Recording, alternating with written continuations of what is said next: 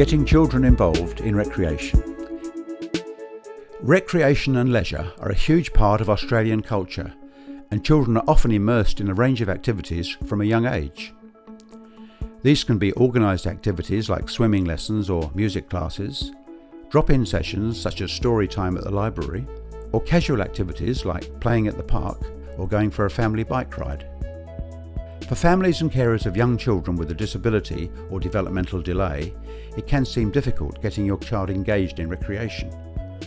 This video shares the experiences of a number of families who are doing this.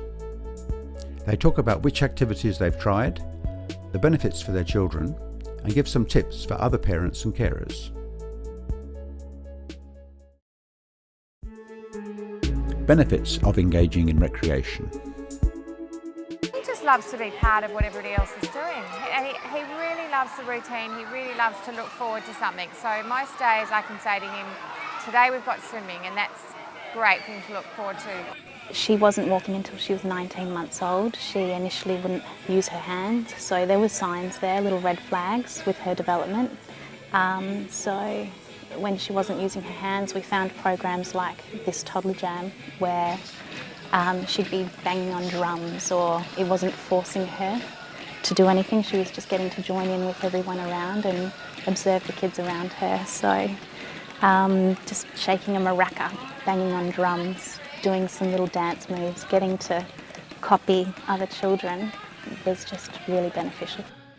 Listening, being part of a team, socialising with other kids, and skills as well, trying out new things, especially for her coordination. I think that's really important. Tomorrow we've got surfing, so that's great for him to look forward to.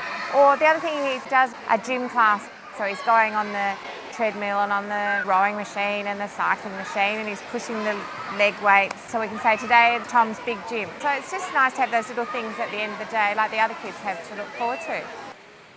She actually loves music at home. She's always turning the music on and always asking for it to be turned on louder, change the song. And she used to just sort of sit and rock backwards and forwards, but now she's actually on her feet at home, and you can see she's doing things that she was doing in the class. We get a lot of feedback from the other parents saying, wow, it's brilliant having Ruby here because my child is learning from Ruby, from just having her in that group. They're asking questions at a young age about Ruby's differences, but they're still including her. And they want to help when they can. And quite often Ruby's like, stop, I don't need help, and she's actually stopping kids from helping her. Recreationally, I think she gets a lot more confidence that way. She's got a real I can do it attitude, Ruby, and that has been reinforced with all her recreational activities. And just the social element, it makes her really happy. With capoeira, I found that it has several elements. So there's a lot of rhythm and dance. They're singing. Gringo speaks to them in Portuguese, so they're also learning a language at the same time. There's an acrobatics side and fitness side, and also martial arts. So it had several elements, and they also use instruments. So several things all combined into the one session. She's really come out of her shell. There's a real family environment, so the older ones look after the younger ones and coach them. She loves the social element, getting to play with people, all the other age groups. They learn to be ambidextrous, so using both parts of the brain and both arms and legs. It's helped a lot with her coordination. Another mum from one of her classes said, oh, my kids are going to pottery, why don't you enroll Ruby? And I asked Ruby, I said, would you like to do it? And it was hand up straight away, yes, I want to give it a go. And she loved it, and she's created some wonderful things. She needed a lot more help than the other kids, but at the end of the day, she was included, she went in there. At some point she was asking Leo to leave, go away, like there's no other parents here, you go wait outside, Yeah. He did horse riding for a little bit, the horse riding for the disabled, and he started off hating it.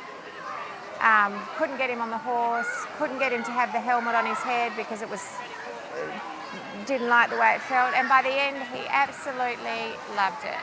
So we just had to persevere week after week. Some weeks we were there for half an hour lesson and he was on the horse for about 2 minutes, and then by the end we couldn't get him off. Recreational activities families have tried. We've tried lots of things with Tom. He's had swimming, he's had kinder music, he's had a little jungle gym class. That wasn't fantastic. He's done play group, he's done mother's group. I've tried to do all the things when he was little that I did with his brother, with his twin. Some things were better and some things I had to have a helper with.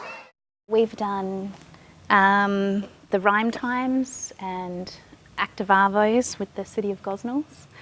Active arvos, they do a different sport every week. We do swimming and the toddler jam.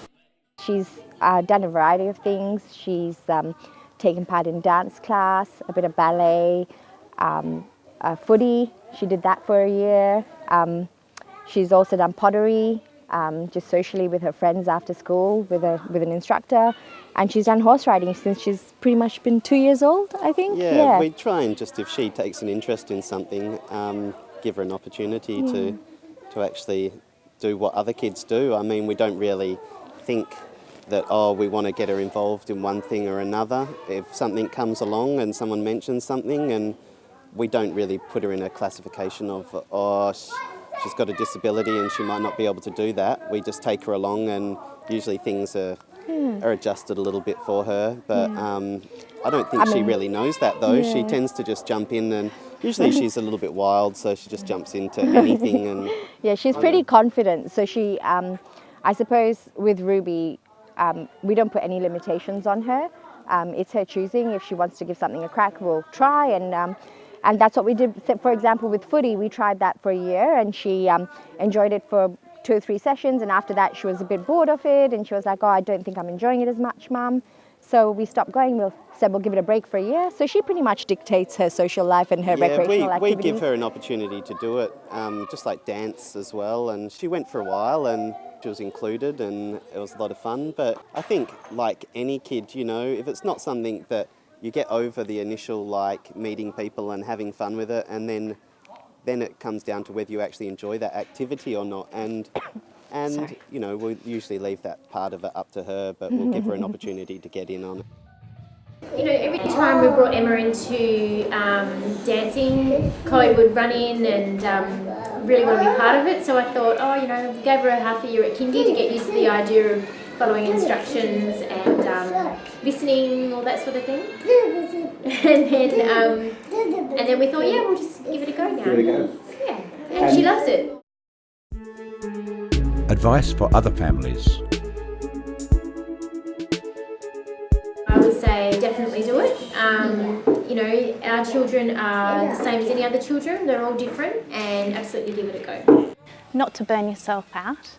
We all kind of burn ourselves out a little bit wanting to do this, that and the other, but just different experiences. Look, I think you just have to try everything and see what's right for your kid. Put your name down early, because a lot of things it's waiting for the placement to come up. So it's not a matter of ringing up and then next week you're in. But try everything. Yeah, just try everything. I would say not to put any limitations on what they look into, to look into anything and everything that their child might be interested in, because inclusion needs to become a mainstream thing. It just doesn't matter if there's an achievement at the end of it, or, you know, you want your child to reach a certain level. That's not a part of it, you know. It's just about having fun and meeting other kids is mainly, whether it's pottery or painting or sitting down to do anything. I don't think the activities is really what it's about. It's more just about getting out there and doing it. ECIA WA would like to thank all the families involved in the creation of this video, as well as non-government centre support for funding the project. Music, James Luscombe. Video production, All Round Vision, Perth.